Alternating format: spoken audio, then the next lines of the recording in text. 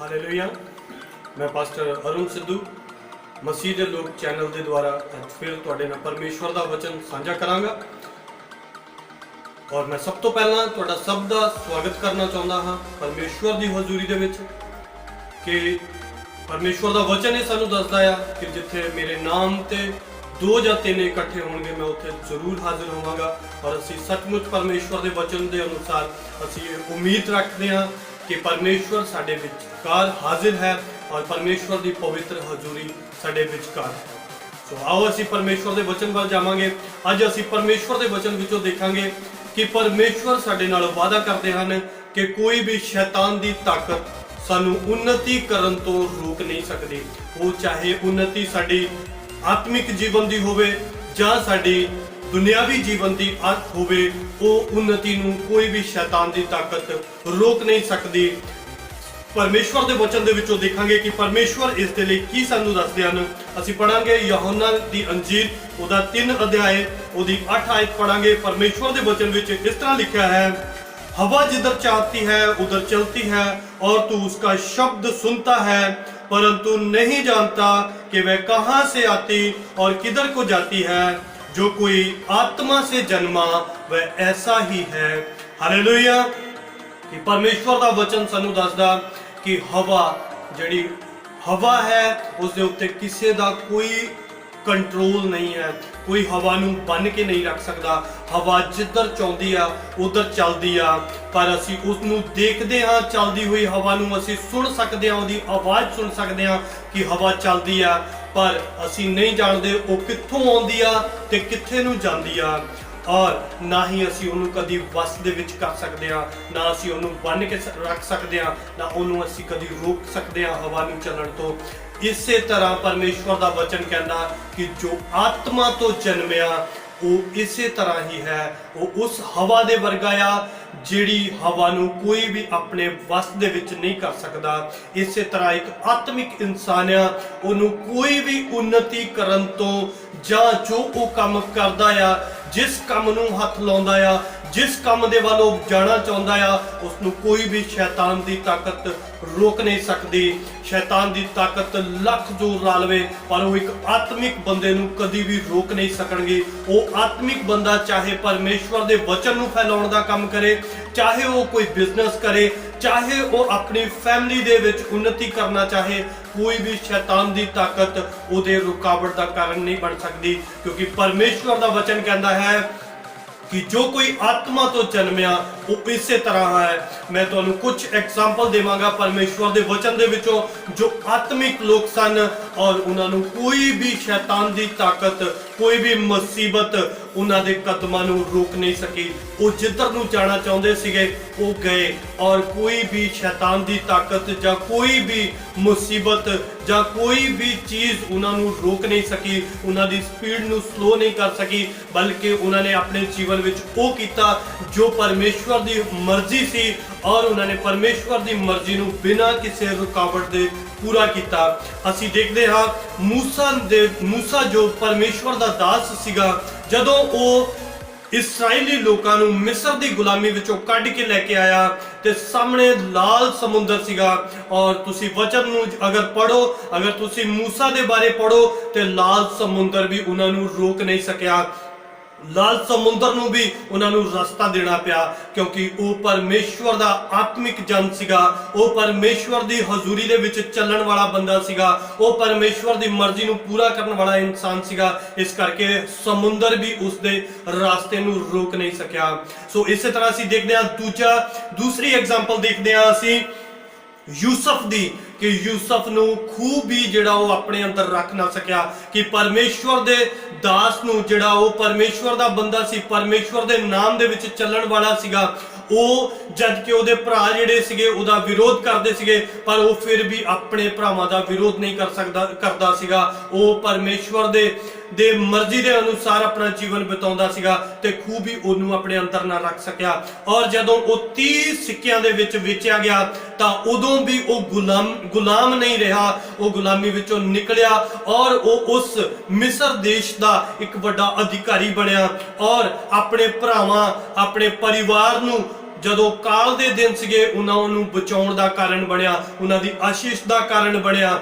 ਇਸੇ ਤਰ੍ਹਾਂ ਕਿ ਪਰਮੇਸ਼ਵਰ ਦਾ ਵਚਨ ਉੱਥੇ ਪੂਰਾ ਹੋਇਆ ਕਿ ਆਤਮਿਕ ਬੰਦੇ ਨੂੰ ਕੋਈ ਵੀ ਰੋਕ ਨਹੀਂ ਸਕਦਾ। ਜਿਹੜਾ ਆਤਮਿਕ ਹੈ ਉਹਨੂੰ ਕੋਈ ਵੀ ਨਹੀਂ ਰੋਕ ਸਕਦਾ, ਕੋਈ ਮੁਸੀਬਤ ਨਹੀਂ ਰੋਕ ਸਕਦੀ। ਚਾਹੇ ਲੱਖ ਉਹਦੇ ਉੱਤੇ ਅਜਮਾਇਸ਼ਾਂ ਆ ਜਾਣ, ਉਹ ਅਜਮਾਇਸ਼ਾਂ ਦੇ ਵਿੱਚੋਂ ਬਾਹਰ ਨਿਕਲੇਗਾ ਔਰ ਪਰਮੇਸ਼ਵਰ ਦੇ ਨਾਮ ਨੂੰ ਮਹਿਮਾ ਦੇਗਾ। ਇਸੇ ਤਰ੍ਹਾਂ ਅਸੀਂ ਤੀਜੀ एग्जाम्पल देखांगे। तीसरी एग्जाम्पल मैं देंगा तुहानू दानियल नबी दी कि दानियल जिहड़ा नबी सीगा जदों असीर करके लै गए उन्हां नू लै गया नबूकदनसर राजा, ते उदों भी वो परमेश्वर दी महिमा दे योग बनिया कि ओनू ओदा विरोध होया, पर उस विरोध दे विचों भी वो बाहर निकलिया।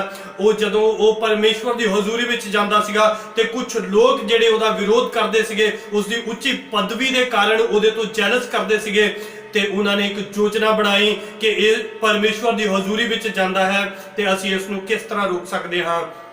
ते उन्होंने एक योजना के तहत दानियल नबी नूं शेरां दी मांद दे विच सुटवा दिता, पर शेर भी दानियल नबी दा कुछ भी बिगाड़ ना सके।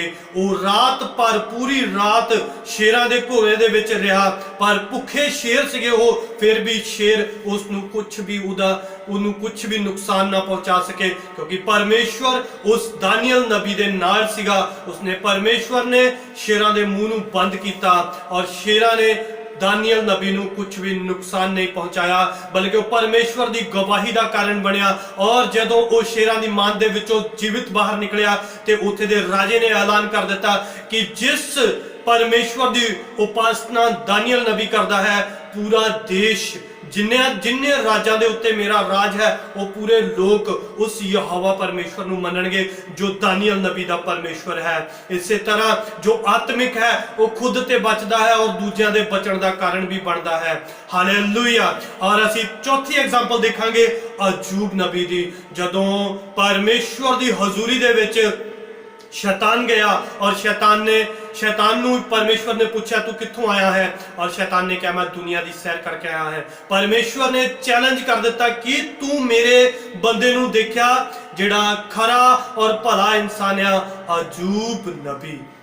अयूब नबी नूं उसने शैतान ने कहा कि परमेश्वर तू ते अपना बाड़ा ओदी तरफ बन रखा है, ओदे चारों ओर लगा रखा है, ते ओ क्यों ना तेरी महिमा करे। तो यीशु परमेश्वर ने उसनूं आज्ञा दे दी कि तू कुछ भी कर, पर अयूब मेरे नाम तो कभी भी फिरेगा नहीं। सो मैं तुहानू दसना चाहता हाँ कि परमेश्वर का बंदा जिहदे उत्ते मुसीबत आई, शैतान ने उहदा सब कुछ उजाड़ दिता, पर फिर भी वो परमेश्वर के नाम के उत्ते अड़िया रहा, वो परमेश्वर की प्रेजेंस विच रहा। उन्हें अपने मुंह तो एक भी वचन इहो जिहा नहीं कढ़िया जिस दे नाल परमेश्वर के नाम नूं तबा लगदा। वो उस समय भी परमेश्वर का धन्नवाद करदा रहा। यह एक आत्मिक बंदा, और परमेश्वर ने जद उन्होंने बहाल किया ते जिन्नी उहदी बरकत गई सीगी उस तो दुगनी बरकत उन्होंने फिर देके बहाल किया। सो मैं तुहानू सब नू दसना चाहता हाँ कि जिहड़ा आत्मिक है बंदा वो कभी भी हारदा नहीं है। किस तरह आत्मिक है, जे असी उन्हां दी जीवन नू देखिए ते जिहड़ा मूसा सीगा वो ਉਹਦੇ वचन ਦੇ ਵਿੱਚ लिखा कि 40 दिन वो पहाड़ के उत्ते रहा और प्रार्थना करता रहा। इसी तरह है आत्मिक बंदा। ये नहीं है कि सिर्फ नाम रखाउण दे नाल और ईसाई कहाउण दे नाल असीं आत्मिक बन जाते हैं, बल्कि परमेश्वर की मर्जी नूं पूरा करते हैं।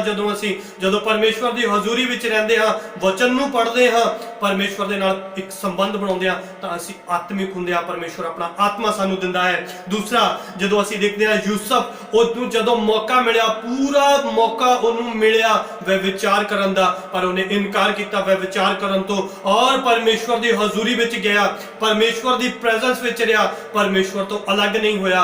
वो दुख दे विच तां गया उस कारण, पर उस तो दुगनी महिमा दे नाल बाहर निकलिया। जदों जेल दे विचों बाहर निकलिया ते दुगनी महिमा उन्होंने परमेश्वर ने दी। तीसरा मैं तुहानू एग्जाम्पल दिना दानियल नबी दी। दानियल नबी दी जदों वो शेरां दी मांद दे विच सुट्टिया गया, उस तो पहला उहदे उत्ते एक अजमाइश आई सीगी ਤੁਸੀਂ परमेश्वर ਦੀ ਹਜ਼ੂਰੀ ਵਿੱਚ ਨਹੀਂ ਜਾਣਾ, ਤੁਸੀਂ ਨਬੂਕਦਨਸਰ ਦਾ ਨਾਮ ਲੈਣਾ, ਉਹਦੇ ਅੱਗੇ ਹੀ ਮੱਥਾ ਟੇਕਣਾ ਆ। ਪਰ ਉਹਨੇ ਆਪਣੇ परमेश्वर ਨੂੰ ਨਹੀਂ ਤਿਆਗਿਆ। ਉਹ ਫਿਰ ਵੀ 3 ਟਾਈਮ ਉਹ ਆਪਣੇ ਕੋਠੜੀ ਵਿੱਚ ਜਾਂਦਾ ਸੀਗਾ ਔਰ परमेश्वर ਦਾ ਨਾਮ ਲੈਂਦਾ ਸੀਗਾ। ਜਦ ਕਿ ਜਦੋਂ ਸਾਡੇ ਤੇ ਮੁਸੀਬਤ ਆਵੇ ਤੇ ਅਸੀਂ ਉਹ ਕ੍ਰਿਸਚਨ ਨਾ ਹੋਈਏ ਕਿ ਅਸੀਂ परमेश्वर ਨੂੰ ਛੱਡ ਕੇ ਤੇ ਅਸੀਂ ਉਸ ਚੀਜ਼ ਤੋਂ ਬਚਣ ਦੇ ਲਈ ਅਸੀਂ ਦੁਨਿਆਵੀ ਹੋ ਕੇ परमेश्वर ਨੂੰ ਛੱਡ ਦਈਏ ਕਿ ਕੋਈ ਗੱਲ ਨਹੀਂ, ਹਾਲੇ ਮੁਸੀਬਤ ਆਈ ਹੈ, ਇਹ ਚੋਂ ਬਾਹਰ ਆ ਜਾਵਾਂਗੇ, ਫਿਰ ਅਸੀਂ ਕੋਈ ਗੱਲ ਨਹੀਂ परमेश्वर ਨਾਲ ਫਿਰ ਸੰਬੰਧ ਬਣਾ ਲਵਾਂਗੇ। ਮੈਂ ਤੁਹਾਨੂੰ ਦੱਸਣਾ ਚਾਹੁੰਦਾ, ਉਹ ਹੁੰਦਾ ਹੈ ਤੁਹਾਡਾ ਉੱਚੇ ਉਠਾਏ ਜਾਣ ਦਾ ਟਾਈਮ। ਜਦੋਂ ਤੁਸੀਂ ਪ੍ਰੀਖਿਆ ਦੇ ਵਿੱਚ ਪੈਂਦੇ ਆ, ਜਦੋਂ ਪ੍ਰੀਖਿਆ ਦੇ ਵਿੱਚੋਂ ਪਾਸ ਹੁੰਦੇ ਆ, ਤਾਂ परमेश्वर ਤੁਹਾਡੇ ਲੈਵਲ ਨੂੰ ਵੀ ਉੱਚਾ ਕਰਦਾ ਹੈ। ਮੈਂ ਚੌਥੀ ਐਗਜ਼ਾਮਪਲ ਜਿਹੜੀ ਦਿੱਤੀ ਤੁਹਾਨੂੰ अजूब नबी ਦੀ। अजूब नबी ਦੁੱਗਣੀ ਜਿਹੜੀ बरकत परमेश्वर तो लै नहीं सकता सीगा जे वो जदों परखिया गया, जे परमेश्वर नूं अपनी पत्नी दे कहे अनुसार फिटकार दिंदा। जिस तरह उसकी पत्नी ने कहा सीगा कि हुण भी तू परमेश्वर नूं ध्याएगा, तू अपने परमेश्वर नूं फिटकार और मर जा। जे वो उस तरह करदा कि परमेश्वर नूं माड़ा चंगा कहंदा, परमेश्वर दा धन्नवाद ना करदा, ते दुगणी ਜਿਹੜੀ ਬਰਕਤ ਆ ਉਹਨੂੰ ਹਾਸਲ ਨਾ ਕਰ ਪਾਉਂਦਾ। ਇਸੇ ਤਰ੍ਹਾਂ ਮੈਂ ਅੱਜ ਤੁਹਾਨੂੰ ਸਭ ਨੂੰ ਇਹ ਕਹਿਣਾ ਚਾਹੁੰਦਾ ਹਾਂ, ਦੁੱਖ ਆਵੇ, ਮੁਸੀਬਤ ਆਵੇ, ਹਮੇਸ਼ਾ परमेश्वर ਦੇ ਨਾਲ ਬਣੇ ਰਹੋ। ਜੇ ਮੁਸੀਬਤ ਵਿੱਚ ਪਾਓਗੇ, ਨਿਕਲੋਗੇ ਬਾਹਰ ਮੁਸੀਬਤ ਦੇ ਵਿੱਚੋਂ ਤੇ ਦੁੱਗਣੀ ਆਸ਼ੀਸ਼ ਦਾ ਕਾਰਨ ਵੀ ਬਣੋਗੇ। ਇਸੇ ਤਰ੍ਹਾਂ ਮੈਂ ਤੁਹਾਡੇ ਸਭ ਦੇ ਲਈ ਚਾਹੁੰਦਾ ਹਾਂ कि परमेश्वर ਤੁਹਾਨੂੰ ਸਭ ਨੂੰ ਆਪਣੀ आत्मा देवे ताकि ਤੁਸੀਂ आत्मिक होवो। जिस तरह परमेश्वर का वचन कहता है कि हवा किधर से आती है किधर को जाती है, हम उसका शब्द सुनते हैं पर नहीं जानते कहां से आती है कहां को जाती है, और जो आत्मा से जन्मा है वह वैसा ही है।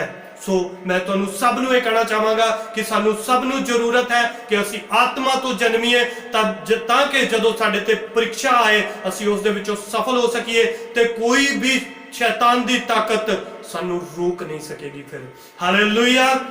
मैं सब दे लिए परमेश्वर दे अगे प्रार्थना करदा कि परमेश्वर इस वचन दे नाल साडे सब दे जीवनां दे उत्ते काम करे ताकि असी आत्मिक बन सकीए और परमेश्वर दे वचन दे अनुसार अपनी जिंदगी नूं बतीत कर सकीए। हालेलुया, आमीन।